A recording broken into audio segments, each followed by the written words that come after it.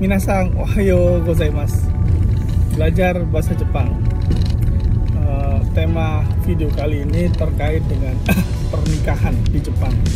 Kenapa? Karena ini saya sedang menggunakan baju batik atau baju tradisional Indonesia. Jadi kalau dalam bahasa Jepangnya itu Dento Tekinafuku.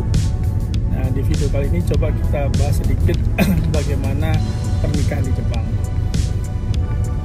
Oke, pertama pernikahan di Jepang. Jadi bahasa Jepangnya adalah kekkon.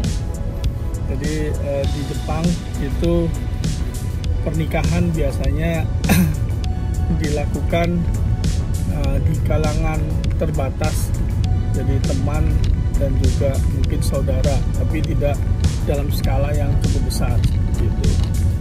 Itu pertama. Jadi dan rata-rata yang diundang mungkin teman sekolah ataupun teman dekat pekerjaan ataupun saudara dekat gitu ya, dan jumlah yang datang tidak cukup besar, tidak cukup banyak. Yang kedua, jadi oiwai. Jadi di Jepang itu ada istilah oiwai. Oiwai itu adalah ucapan selamat, tapi dalam istilah di Jepang oiwai itu sebagai uang amplop ya. Jadi rata-rata orang-orang yang diundang sama seperti di Indonesia membawa oiwai seperti itu. Nah, ini menariknya ada standar nih. Jadi kalau masih sekolah itu oiwainya itu kurang lebih ichimang. Jadi ichimang itu 10.000 yen. Ichimang yen itu atau kurang lebih 1 juta rupiah.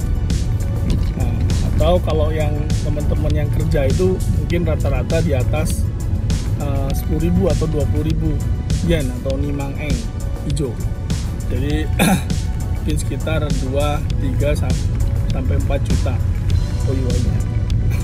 Nah, itu mengenai uang amplop ya, kalau bahasa Jawanya bowo gitu. Nah, yang ketiga adalah nijikai. Jadi setelah acara pernikahan, jadi acara pernikahan selesai itu biasanya ada pesta yang kedua atau nijikai yang memang diselenggarakan untuk kedua pasangan tersebut, dan yang mengajak biasanya rekan-rekan atau teman dekatnya seperti itu. Jadi nijikai. Jadi niji itu artinya kedua kali, kai itu kayak perkumpulan, jadi perkumpulan atau pesta yang kedua kali. Nah, itu tradisi biasanya sampai larut malam. Nah, yang terakhir, bagaimana orang Jepang melakukan pernikahan, adatnya yaitu dia menggunakan Kristenkyo. Jadi adatnya adalah dengan budaya agama Kristen seperti itu.